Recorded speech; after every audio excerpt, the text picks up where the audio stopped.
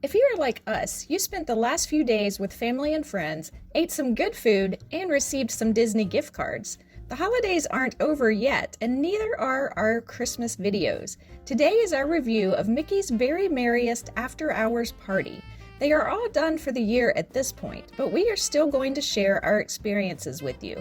This event was held select nights in November and December after the park's regular park hours concluded. This was a separate ticket event. We paid about $200 per person to attend on a Tuesday night in early December. The party ran from when the park closed to the general public at 9 p.m. until 1 a.m. But you can get in as early as 7 p.m. when the day guests are still enjoying their last couple hours in the park. We arrived about 8 p.m. We started in Tomorrowland and rode a ride that hasn't been open the last few times we visited Disney World, the People Mover. The line was a little long, but remember, this was before the park closed to the general public.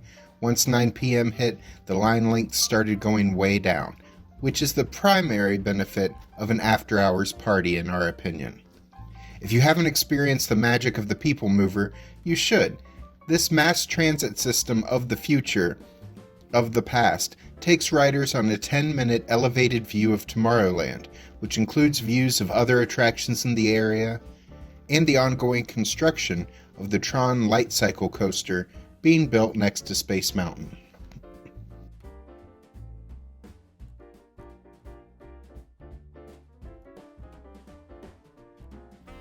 While we were in Tomorrowland, we rode Buzz Lightyear Space Ranger Spin, a shooter dark ride where you shoot at targets to defeat the evil Emperor Zurg. By the time we were done there, it was about 9 p.m. and the party was starting. And with it came Club Tinsel, the Tomorrowland dance party. It featured a live DJ, encouraging guests to groove to the beat of Christmas music. He was joined while we were there by Santa Stitch. After a couple of songs, the heavens opened up and Snope began to fall on the dance party. While over there, Alice rode Space Mountain for just her second time ever. Is it just me, or is this ride even less smooth than it used to be now? I've always loved Space Mountain, but we walked off the ride feeling like we had been in a minor car wreck.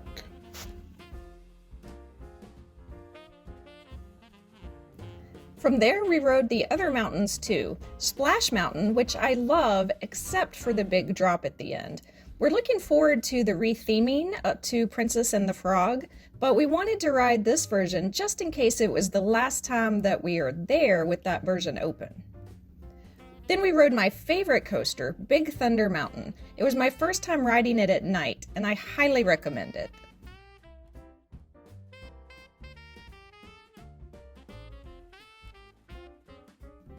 We even rode Seven Dwarfs Mine Train. This is a ride I really want to love, but just never do. Since we were in the neighborhood, we rode a dark ride that I do love, the Mini Adventures of Winnie the Pooh.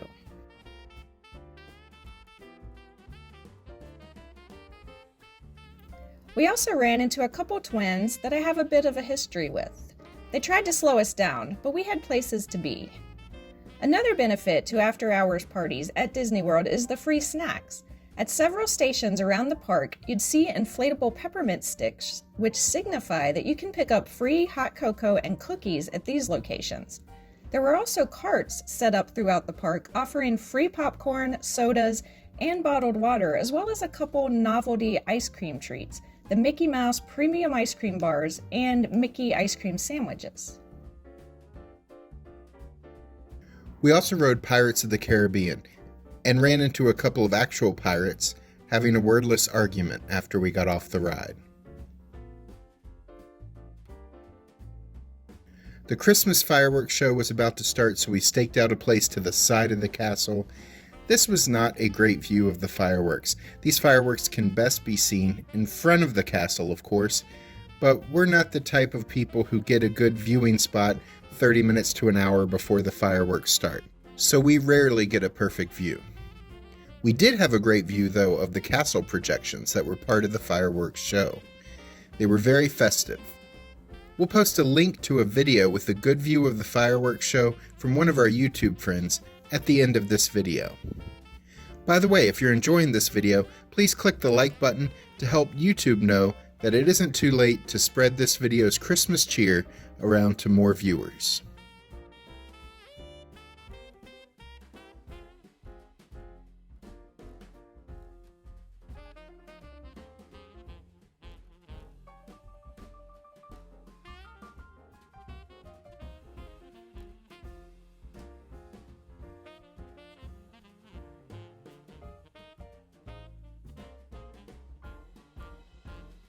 After the fireworks ended, we passed Santa stationed at his socially distanced meet and greet area.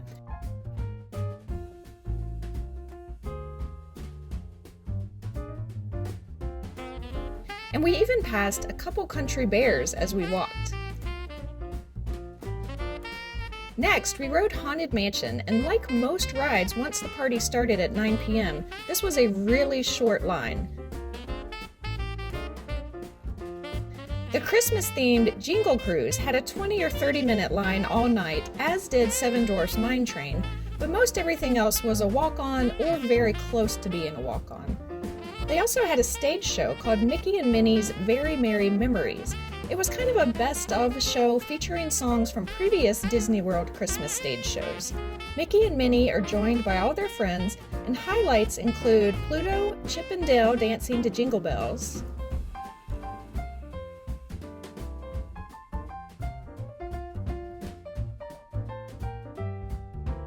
the Three Caballeros performing Feliz Navidad, and Clarabelle Cow singing All I Want for Christmas Is You while Santa's reindeer dance. Santa Goofy makes an appearance to close out the show.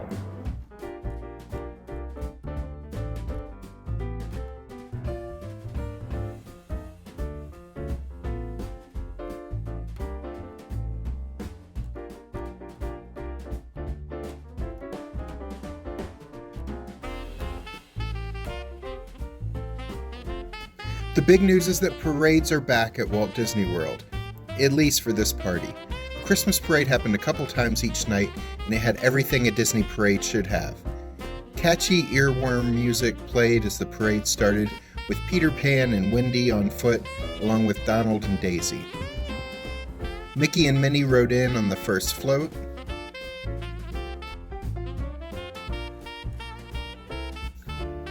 Pinocchio, the Mad Hatter, and the most beautiful girl in Wonderland walked behind the float dancing and waving to guests. Up next was the Arendelle contingent, featuring the only snowman who can survive in Florida, Olaf, followed by Anna walking with the ice cutters, including her favorite ice cutter, Kristoff,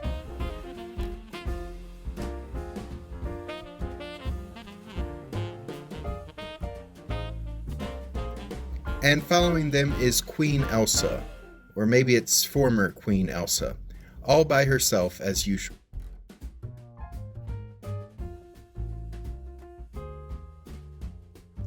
Goofy's son Max drove by in a gingerbread car. Chef Goofy then rode in on a gingerbread house float.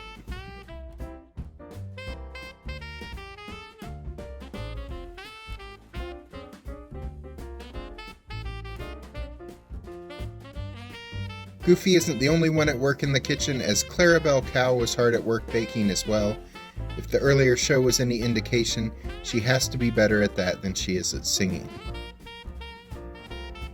The princesses were up next on a couple of floats. I didn't notice Raya on either float.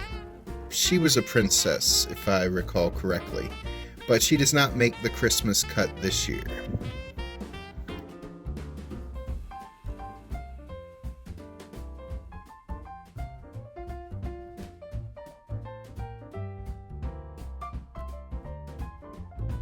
The princesses were followed by sentient toys, which either means a Toy Story float is on its way, or Santa's float is on its way.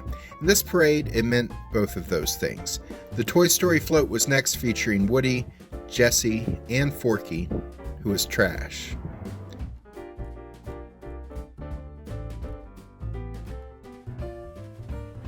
Toy soldiers come marching through. They're followed by Dasher, Dancer, Prancer, Vixen, Comet, Cupid, Donner, and Blitzen. The most famous reindeer of all was booked in a different theme park. Finally, the parade ends with an appearance by Santa Claus on his sleigh. A bit of a Christmas spoiler about the magic of Santa is coming up, so hit mute right now if kids are listening. I'll give you a moment. This is a bit of a historic year for Disney Christmas celebrations, as this is the first year that Disney parks have featured some black cast members in the role of Santa. While the meet and greet Santa we passed earlier in the night was white, this parade Santa was not. We had a great time at this Christmas party.